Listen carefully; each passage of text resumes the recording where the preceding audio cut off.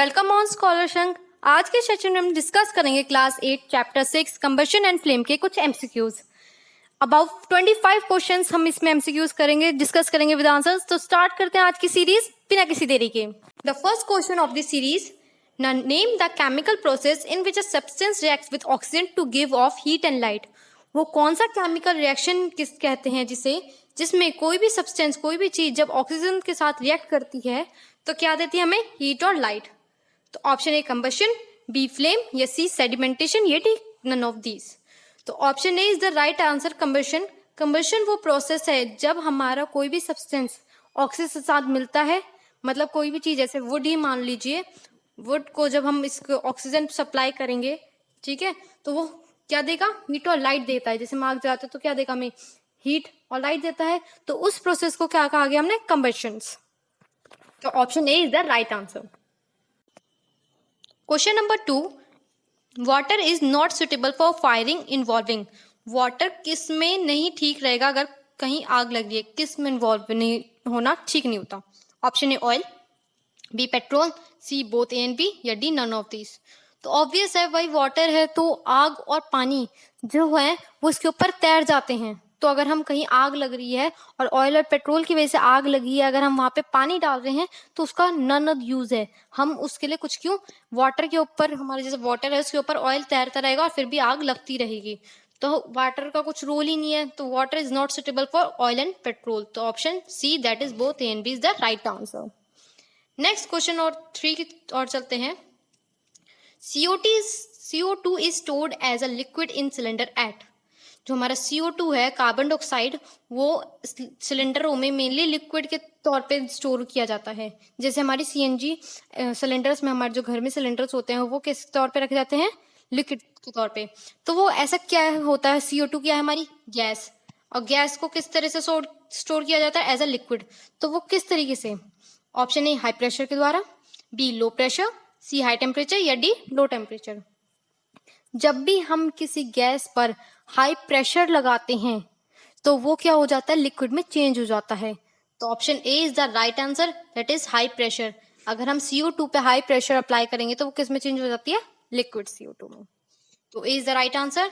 Next question, that is question number 4, best extinguisher for inflammable material is. इनमें से क्या सबसे बेस्ट चीज है फॉर इनफ्लेमेबल, ठीक है। तो इनफ्लेमेबल मतलब जो पेट्रोल वगैरह से रिलेटेड हो। Option A water, B CO2, C CO2, B SO2, या डी CO। तो इनफ्लेमेबल मटेरियल्स के लिए देखा जाए, जैसे ऑयल और पेट्रोल हो गया, तो इनके लिए हम वाटर तो बिल्कुल ऑब्वियस है, अभी मैंने बताया यूज नहीं कर सकते। तो इनके लिए लगाया जाता है, हमारे जो एक्सटिंग्विशर है वो CO2 वाले यूज होते हैं, ताकि CO2 क्या करते हैं, आग को काटते भी हैं और ऑक्सीजन की सप्लाई को रोकते हैं। तो option C CO2 is the right answer. Next question number 5, when the matchstick against rubbing surface red forest converts. जब हम किसी भी मैचस्टिक्स पे, जो हमारी माचिस की तिल्ली होती है, तो अगर हम उसको रबिंग सरफेस पे लगाते हैं, हमने जो हमारी मैचस्टिक है उसमें यहाँ पे रेड फॉरेस्ट होता है, रेड फॉस्फोरस होता है, उससे बनी होती है। तो जब भी हम मैचस्टिक को, जो कि रेड फॉरेस्ट से बनी हुई है, उसको रब करते हैं उस सरफेस पे, तो क्या हो जाता है, रेड फॉरेस्ट, it converts into white phosphorus, या B reacts with potassium chloride, या D none of this.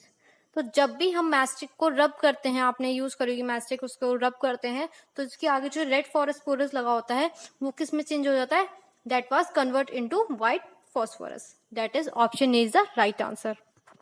Question number 6, the head of the safety match contains. जो हमारा हेड होता है सेफ्टी मैच का, उसमें क्या होता है। ऑप्शन ए एंटीमोनी ट्राइसल्फाइड, या बी पोटेशियम क्लोराइड, या C both A and B, या D none of this. Head of the safety match होता है, उसमें क्या होता है, antimony trisulphide and B potassium chloride, दोनों होते हैं। तो option C both A and B is the right answer. Next question की ओर चलते हैं, that is question number 7, acid rain is cause by the oxides of. Acid rain जो होती है वो किससे होती है, सल्फर एंड नाइट्रोजन के ऑक्साइड से, बी सल्फर एंड कार्बन, या सी कार्बन एंड नाइट्रोजन, या डी फॉस्फोरस एंड कार्बन। तो एसिड रेन जो होती है वो सल्फर एंड नाइट्रोजन के ऑक्साइड से होता है। That is option A is the right answer. Question, the burning of coal and diesel releases. जब हम कोल एंड डीजल को जलाते हैं तो क्या होता है, क्या रिलीज होता है? As we know that coal contains C, that is carbon, तो क्या रिलीज होता है? ऑप्शन बी CO2 रिलीज होता है। तो इसका आंसर क्या हो जाएगा? B CO2 is the right answer. जब डीजल और कोल को जलाते हैं तो क्या रिलीज होता है? Coal and diesel. Next question number 9, element showing spontaneous combustion is, कौन सा एलिमेंट जो है वो स्पॉन्टेनियस, हमारे दो टाइप के कंबशन होते हैं, एक होता है हमारा रैपिड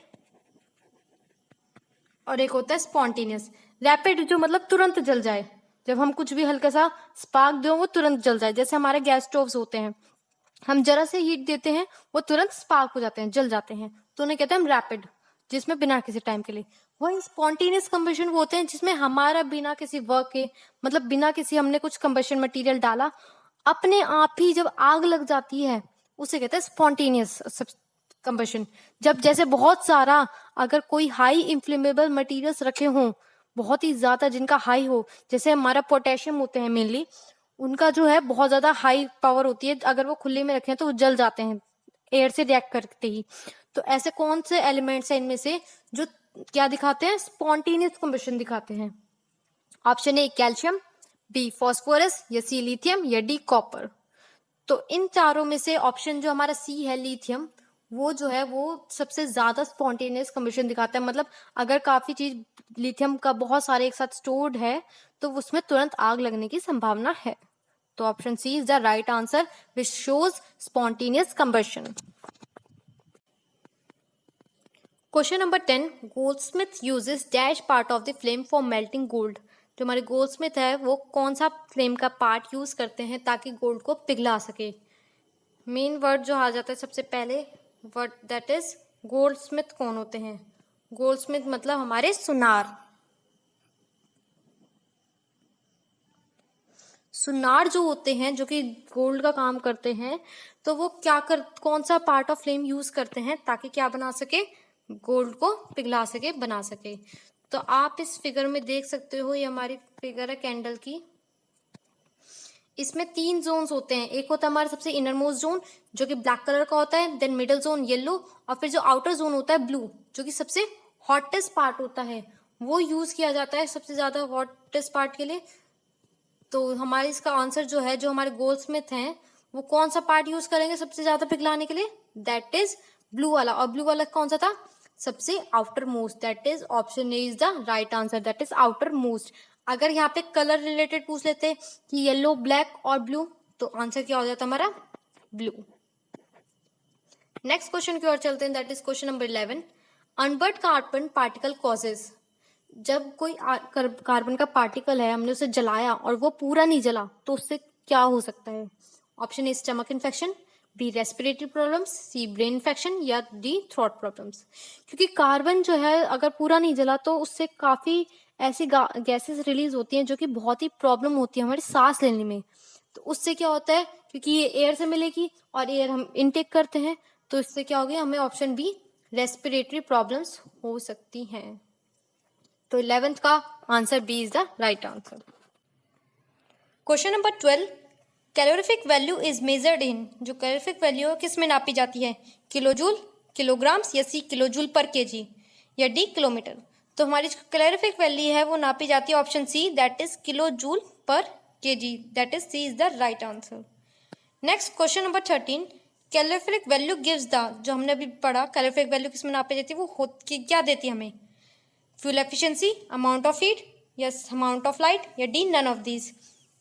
तो जो हमारी कैलोरीफिक वैल्यू है वो हमें क्या देती है? फ्यूल एफिशिएंसी, मतलब वो फ्यूल जो भी है वो कितना अच्छे से जल जाता है, पूरा जलेगा नहीं जलेगा, तो उस चीज को कैलोरीफिक वैल्यू हमें एक्सप्लेन करती है। Now question number 14, ideal fuel has dash calorific value. और जब कोई आइडियल फ्यूल है मतलब अच्छे से जल सकता है, बहुत जल्दी रैपिड बन जाता है, बिना किसी स्मोक ऐश के पूरे से कंप्लीट कंबशन दिखाता है, तो उसकी कैलोरीफिक वैल्यू कैसी होती है? Option A low, B high, C moderate, या डी जीरो। तो जो आइडियल फ्यूल होता है जो बिल्कुल अच्छे से जल जाता है, तो उसकी क्या होगी कैलोरीफिक वैल्यू? बहुत ज्यादा हाई होगी। तो option B is the right answer. Next 15 question, good fuel is. Good fuel क्या होता है? रेडिली अवेलेबल, आसानी से मिल जाए, चीप सस्ता, burn easily in air, all of, या फिर डी ऑल ऑफ दीज। भाई आसानी से जल जाए, मिल भी जाए, सस्ता भी हो, तो सारी क्वालिटी सही है गुड फ्यूल की, तो option D all of these is the right answer. Next question number 16, yellow colour in the flame denotes, जो येलो कलर होता है फ्लेम में वो क्या दर्शाता है? मैंने पहले ही बताया था, तीन होते हैं, ब्लैक, येलो एंड ब्लू। जो हमारा ब्लैक होता है जो सबसे अंदर का होता है वो था इनर मोस्ट, देन हमारा येलो मिडल, एंड देन जो हमारा ब्लू सबसे हॉटर होता है वो कौन सा होता है? Outer zone. तो येलो कलर कौन सा दिखाता है? That is B, middle zone is the right answer. Now 17th question, innermost zone is, जो हमारी सबसे इनर जोन थी वो कैसी थी? हॉटेस्ट, हॉटेस्ट तो ब्लू थी, तो ये गलत हो गया। मॉडरेटली हॉट, नहीं। लीस्ट हॉट पार्ट या डीप कोल्ड पार्ट, तो जब जो सबसे अंदर की थी वो हमारी सबसे लीस्ट हॉट पार्ट था, सबसे हल्का गर्म। अगर आप देखना चाहो, अगर आप मोमबत्ती है जैसे, अगर आप हाथ यहाँ लगाओगे तो आपको बहुत जल्दी गर्म लगेगा। वहीं जो लोग देखते हो कि बिल्कुल ऐसे बंद कर देते हैं मोमबत्ती को बिल्कुल नीचे से पकड़ के, ना उनका इतना हाथ जलता। क्यों? क्योंकि जो नीचे वाला पार्ट होता है सबसे लीस्ट हॉट पार्ट होता है। तो option C is the right answer. Next question, question number 18, which is the hottest part? इनमें से कौन सबसे हॉटेस्ट पार्ट पे है? A blue, B yellow, C black या डी वैक्स पार्ट? ऑब्वियस है, अभी हमने पढ़ा जो सबसे हॉटेस्ट पार्ट होता है वो कौन सा होता है? ब्लू, जो कि ऑर्नामेंट्स वाला जो सुनार होता है वो भी इसी पार्ट को यूज करता है for melting gold. Next question number 19, substance which vaporise during burning gives, वो सब्सटेंस जो वेपराइज हों, वेपराइज मतलब थोड़ी सी उड़ जाएं भाप बन के, ड्यूरिंग बर्निंग गिव्स वो क्या देंगे? Option A sound, B flame या सी कंबशन या डी नन ऑफ दिस। जो भी चीज वेपराइज हो जाए जलने पर ड्यूरिंग द बर्निंग, तो हमेशा याद रखना वो फ्लेम जरूर देंगे। फ्लेम मतलब जो लपटें होती हैं, आग की लपटें उन्हें कहते हैं, जैसे लपटें सी नहीं होती आग की, उन्हें फ्लेम्स कहते हैं। तो जब भी कोई चीज वेपराइज हो रही है ड्यूरिंग बर्निंग तो हमेशा क्या देगी? Flame. Now 20th question, rapid combustion is, मैंने अभी थोड़ी देर पहले बताया था एक क्वेश्चन में दो टाइप के कंबशन होते हैं, रैपिड एंड स्पॉन्टेनियस। तो इसका आंसर देखते हैं क्या होता है। When gas burns it produces heat and light. Option B, when material suddenly burst into flame, जब मटेरियल किसमें हो जाता है? एकदम से फ्लेम्स में। या फिर C, when there is evolution of heat, जब हीट एकदम से निकलती है। या फिर डी, नन ऑफ दिस। तो रैपिड कंबशन में क्या होता था? जब कोई भी चीज बहुत जल्दी से बर्न हो जाती थी और हीट और लाइट हमें दोनों देती थी, उसको हमने क्या नाम दिया था? That is a rapid combustion दिया था। तो option A is the right answer.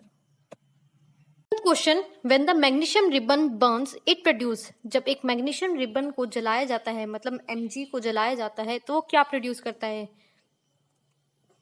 Magnesium hydroxide, B magnesium oxide या सी मैग्नीशियम क्लोराइड या डी मैग्नीशियम सल्फेट। जब भी हम मैग्नीशियम को मतलब Mg को बर्न करा, मतलब ऑक्सीजन सप्लाई करी, तो वो किस में चेंज हो गया? MgO में। तो क्या बना? Magnesium oxide. That is B is the right answer, magnesium oxide. You can see this in this figure. Dazzling light दी गई, बर्नर था ये हमारा, मैग्नीशियम रिबन जलाया तो क्या प्रोड्यूस हुआ? MgO in a china dish. ये रिएक्शन था। Next question number 22, charcoal burns in air producing, जब कारकोल जो कि वो भी कार्बन से बना हुआ है, जब एयर में जलता है तो क्या प्रोड्यूस करता है? ऑप्शन ए CO2, बी CO या सी H2 या डी O2। जब भी कारकोल जलेगा तो इसमें कार्बन है तो क्या रिलीज करेगा? That is option A CO2 release करेगा।